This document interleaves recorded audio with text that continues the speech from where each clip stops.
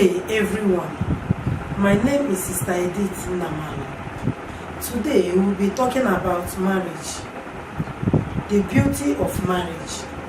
We'll be looking at how beautiful marriage is to God. Because marriage is a beautiful thing before God. It's the heartbeat of God. We'll be looking at that beautiful picture of marriage relationship, which God designed from the beginning. God wants husband and wife to enjoy marriage relationship infused with trust, honesty, sharing, being together. Because marriage is a very good design. It's a very good thing that have ever happened to any human being, that have ever happened to any woman. So God himself his eyes is on marriage. God himself loves everything about marriage. But what happened today is that we human beings, many have abused marriage. Many have looked marriage down. Many have commonized marriage. I don't know where you are watching this video. If you are among those who have commonized marriage, please go and pick it up, because marriage is one of the heartbeat of God on this planet Earth. Something happened in the life of Adam and Eve, and a garden where God had placed Adam and Eve. On that field, God made everything easier and faithful and possible and beautiful to these two couples. But something happened along the line. I want to give you one mystery that happened. Why you must not commonize marriage. Why you must not neglect the purpose of marriage. Why you must not look down and step on it. Why you must not look marriage as if you go to market and bought something to be used. Marriage is very, very essential. Very, very important. Look at marriage, how God has beautified it, and follow it like that. When you look at the book of Genesis, you look at the story of Adam and Eve. We have been hearing Adam and Eve, how they failed, how Eve was deceived by the snake, by the serpent. Now, when Eve was deceived, you find out that Eve, because she lost the knowledge, because she lost her focus, she was deceived. And the purpose why God made Adam and Eve, God did not take it away from them, even when they have sinned against God. God sent Adam and Eve away from the garden. God caused the woman, and God caused the man. Genesis chapter 3, from verse 8. God called because he cherished marriage so much. He loved marriage so much. He cherished that couple that he placed on that garden.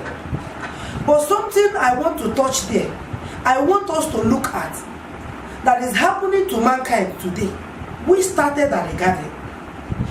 These people hid from the voice of God, hid from the presence of God, but they cannot hide or hid themselves from the promise of God, because God has something in mind why he have made them two instead of one. He made them two in one, which we know that husband and wife is one. Now, when they sin against God, God sent them out of the garden. God did not send them out of the promise. God did not abandon the purpose why he made them. God did not forsake the reason why he have made husband and wife.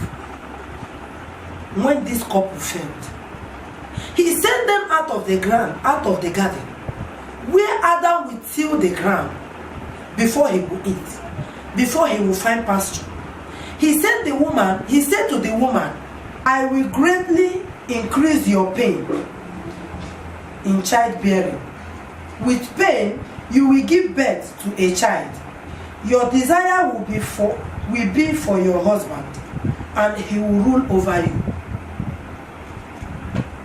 When you look at what the Lord said in verse 16 of Genesis chapter 3 to the woman, he said All this because of the sin of the woman.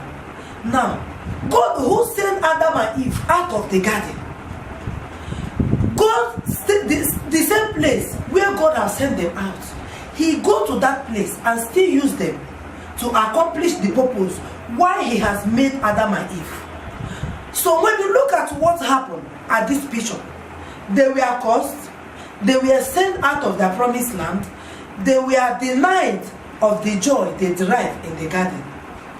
In the painful land where they are, where God has sent them out to be, the same God go to that place and still use them to accomplish the purpose why He made them a couple. I don't know where you have fallen and you thought it doesn't matter. You thought nothing happened and nothing is going to happen. Look, let me tell you, God cannot compromise. As a husband, as a wife, as a person who is watching, listen to me. In those days, the world is not wicked. How world is wicked today? They were tilling the ground and they were crying in pain. But in our own time, in tilling the ground and in pain, your neighbors are mocking you. Many things are happening. The world is so wicked that it's not only the cause that God caused man we are appearing. The enemy join hands to frustrate man, to frustrate husband and wife. I want you to look at this verse today and encourage yourself. Go back to God. He will make it easier. He is the only God who will make every impossibility possible. Because I believe He loves marriage so much. The beauty of marriage, when you look at it very well, you will go back to pick up where you have dropped your mat, so that God will look up and see you and your wife, and see you and your husband, and see you and your children, and see you and your generation. Praise the Lord. This is the kind of woman who deserves complete trust. Is a woman of integrity. Can Jesus put His trust on us? Can Jesus trust women? Can Jesus trust you as a man who will do Him more of good and not of harm? Whenever you step on your marriage, wherever you break the covenant of marriage, you are beating God. You are despising His ways. You are working against Him. I want to pray for us. As many who has fallen out, as many who has trampled on marriage, as many that the enemy has deceived, I pray that the Almighty God will restore you. I pray that the Almighty God will help you. I pray that the Almighty God will stand back your marriage as it's supposed to be. I pray to you that is watching. Your enemy shall not reign king over you. Your enemy shall not reign king over your marriage in the name of Jesus. Wherever they stand as your advisor, wherever the enemy sits to advise you in order for you to fail, I pray by the power that is in the name of Jesus, today the Lord shall set you free. In the name of Jesus, the Lord will set you free from their captivity. Because the word of God says that the power has given to me to set the captive free.